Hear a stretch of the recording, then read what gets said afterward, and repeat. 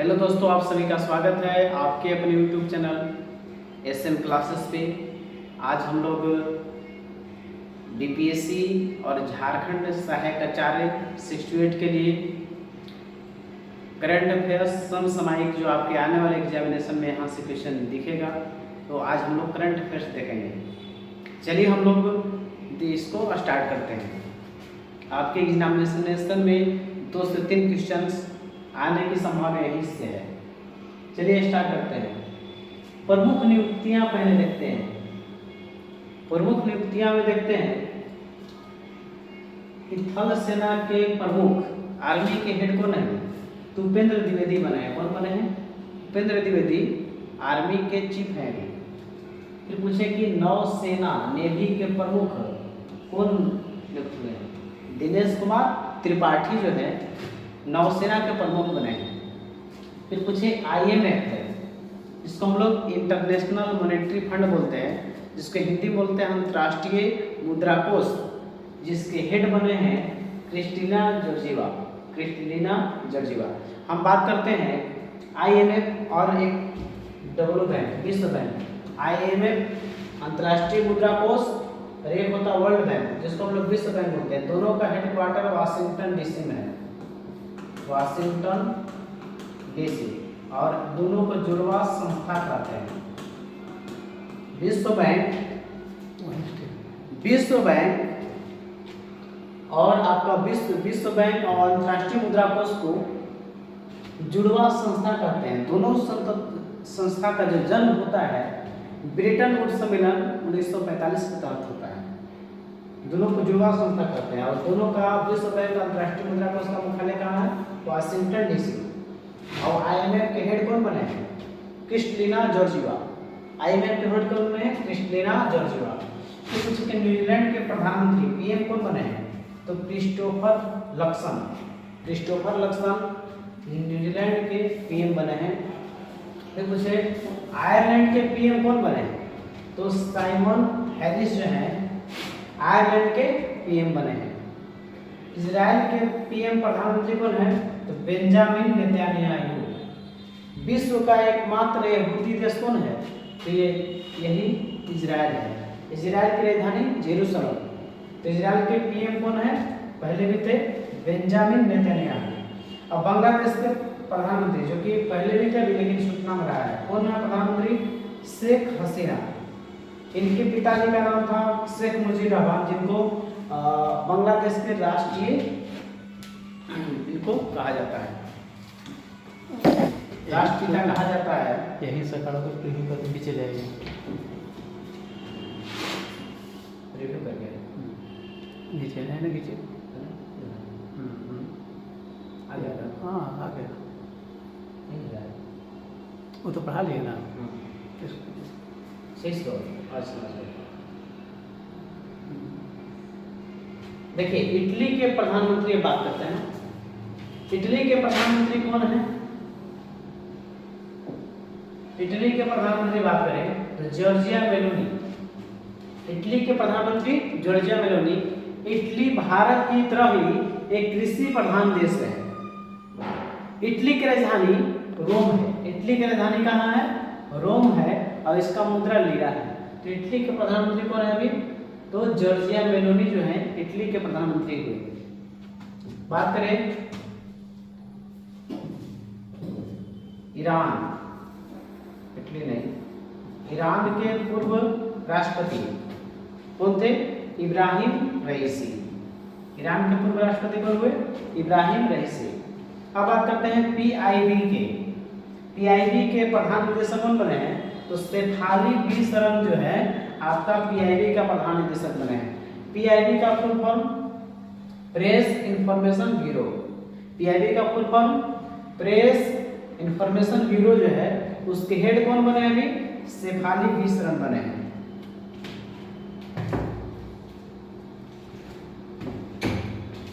अब हम लोग देखते हैं इंपोर्टेंट सूचकांक देखते हैं।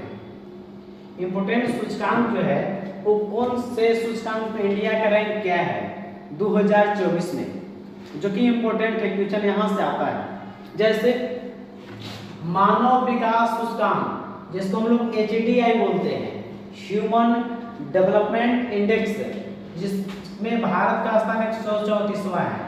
तो मानव विकास सूचकांक में भारत का स्थान 134वां है। ये सूचकांक जारी कौन करता है? UNDP, United Nation Development Programme, संयुक्त राष्ट्र विकास कार्यक्रम, वही जारी करता है। तो मानव विकास सूचकांक में इंडिया 134वां। Gender gap report, gender gap report में इंडिया का स्थान 129वां है। इंडिया का स्थान 129वां यह जारी करता है वर्ल्ड इकोनॉमिक फोरम। तो जेंडर गैप रिपोर्ट कौन जारी करता है? वर्ल्ड इकोनॉमिक फोरम, विश्व आर्थिक मंच, और इसमें इंडिया का रैंक 129वां है। अगला रैंक पढ़ते हैं पर्यावरण प्रदर्शन सूचकांक, इसमें इंडिया का रैंक 176 है। तो पर्यावरण प्रदर्शन सूचकांक में इंडिया 176। खुशहाल मतलब कौन सा देश कितना खुशहाल है? खुशहाली के सूचकांक में देखें तो भारत का रैंक 126वां है। कितना रैंक है? 126वां। इसमें अगर देखा जाए तो सबसे ज्यादा खुशहाल कौन है? तो फिनलैंड है। फिनलैंड सबसे ज्यादा खुशहाल है, रैंक 1 पर है। फिनलैंड की राजधानी हेलसिंकी है। फिनलैंड की राजधानी हेलसिंकी, और फिनलैंड अभी वर्तमान में सुर्खियों में रहा है।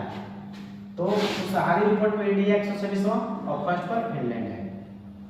अब देखते हैं शांति, ग्लोबल पीस इंडेक्स, शांति सूचकांक में इंडिया का रैंक 116वां। शांति सूचकांक में केवल रैंक है 116वां आ रहा है हमारा इसमें। शांति सूचकांक में इंडिया कितना रैंक है? 116वां है। और फर्स्ट रैंक पर कौन है? आइसलैंड। तो शांति वाला में सबसे पहले कौन हुआ? आइसलैंड हुआ, और शांति में इंडिया का रैंक 116वां है।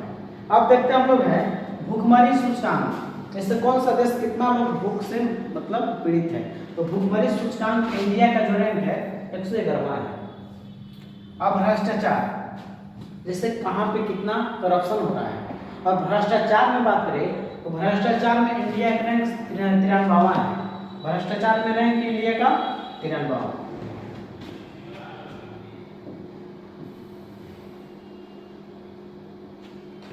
अब देखते हैं हेनले पासपोर्ट इंडेक्स, इसका मतलब क्या होता है? जैसे किस पासपोर्ट की वजह से अधिक देशों में हम लोग घूम सकते हैं। जैसे जापान का पासपोर्ट हो गया, उस पासपोर्ट से आप बहुत सारे देशों में घूम सकते हैं। तो हमारे पासपोर्ट जो है हेनले पासपोर्ट में हमारे इंडिया का रैंक किस रैंक पर? इंडिया का जो पासपोर्ट का है उसमें इंडिया का जो है हेनले पासपोर्ट में जो रैंक है वो 85वां है। कौन सा है? 85वां। प्रेस स्वतंत्रता, प्रेस मतलब जो प्रताड़ित जो आपका प्रेस है, मीडिया को कितना गवर्नमेंट से सवाल पूछने का अधिक मतलब कितना स्वतंत्रता मिला है। तो प्रेस स्वतंत्रता में जो इंडिया का रैंक है 159वें रैंक पर है, मतलब बहुत दयनीय स्थिति है। तो प्रेस स्वतंत्रता में 159वें पर इंडिया। अंतर्राष्ट्रीय बौद्धिक संपदा सूचकांक में इसमें रैंक इंडिया का 42वां है।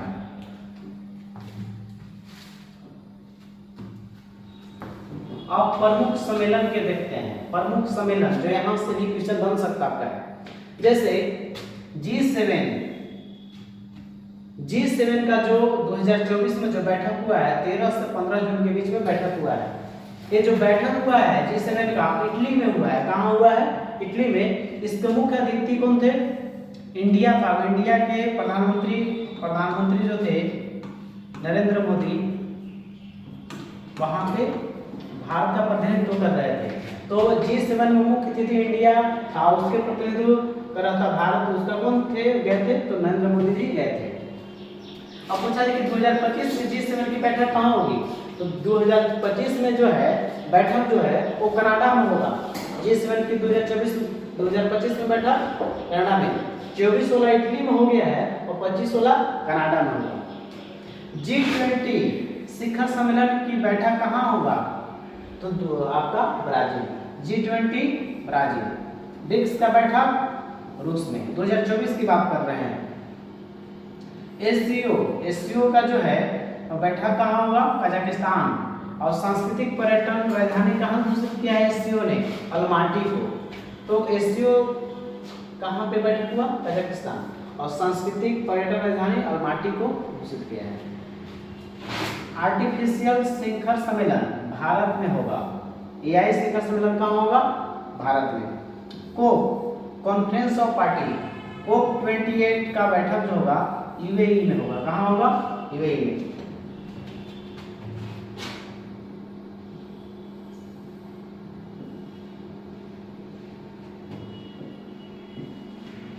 सातवां हिंद महासागर जो है सम्मेलन कहाँ होगा? तो पर्थ में होगा। और पर्थ कहाँ पे है? ऑस्ट्रेलिया में है। तो सातवां हिंद सागर महासागर सम्मेलन पर्थ में, ऑस्ट्रेलिया में। फिर अगला है विश्व आर्थिक मंच की बैठक जो है, विश्व आर्थिक मंच के 54वीं बैठक कहाँ हुई है? तो दावोस में हुई है। विश्व आर्थिक मंच की जो 54वीं बैठक हुई है दावोस में हुई है। अगला देखते हैं 19वां नाम शिखर सम्मेलन, ये कहाँ हुआ है? तो 15 से 20 जनवरी 2024 को युगांडा, और युगांडा की राजधानी कहाँ है? कंपाला। तो 19वां नाम शिखर सम्मेलन कहाँ हुआ है? तो 15 से 20 जनवरी 2024 को युगांडा में हुआ है।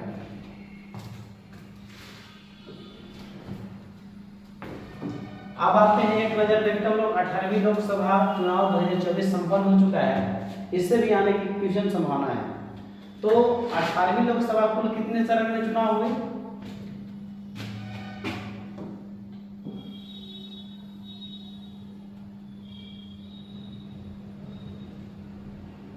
अठारहवीं लोकसभा का जो चुनाव है कुल 7 चरण में हुए। 19 अप्रैल से स्टार्ट हुआ, अब 1 जून 2024 तक चला। परिणाम जो है 18वीं लोकसभा का 4 जून 2024 को।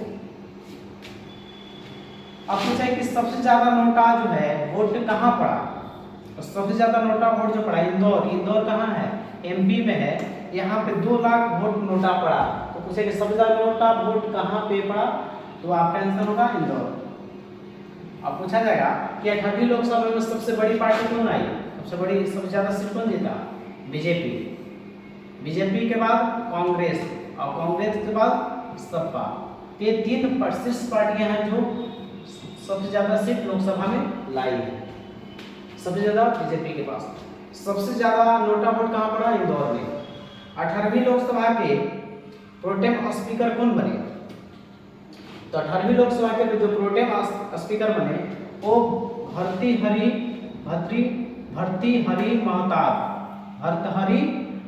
महताब बने, जो 7 बार लगातार सांसद रहे हैं। कहाँ से सांसद रहे हैं? कटक उड़ीसा से 7 बार लगातार सांसद रहे हैं भर्तृहरि महताब। अच्छे ध्यान रखिएगा कि प्रोटेम स्पीकर का पद जो होता है वो अनुच्छेद 95(1) के तहत होता है। जो लोकसभा में जो संसद जीतते हैं उनको शपथ दिलाते हैं, और उसके बाद लोकसभा स्पीकर का चुनाव होता है। तो 18वीं लोकसभा के प्रोटेम स्पीकर कौन बने? भर्तृहरि महताब। 7 बार लगातार सांसद रहे हैं कटक उड़ीसा से।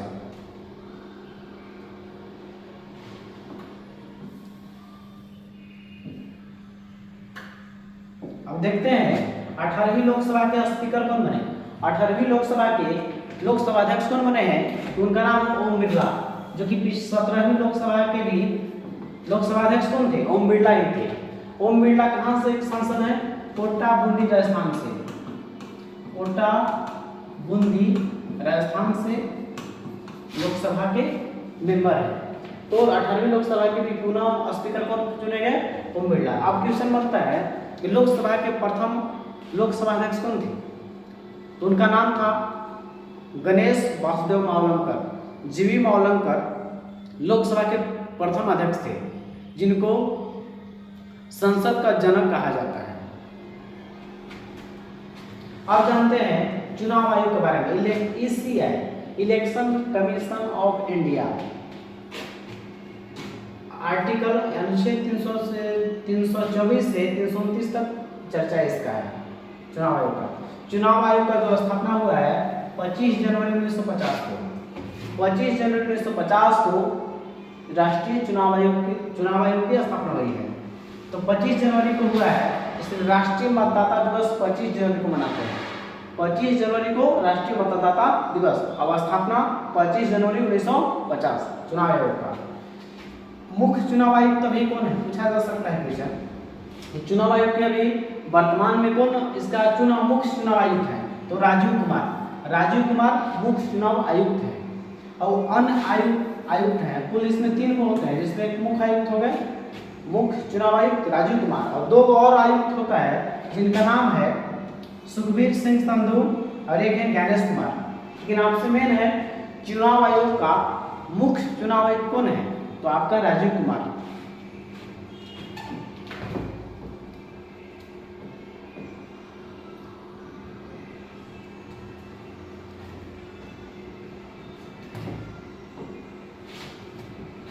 तो हम लोग जो है करेंट अफेयर्स का एक दो सीरीज और आएगा।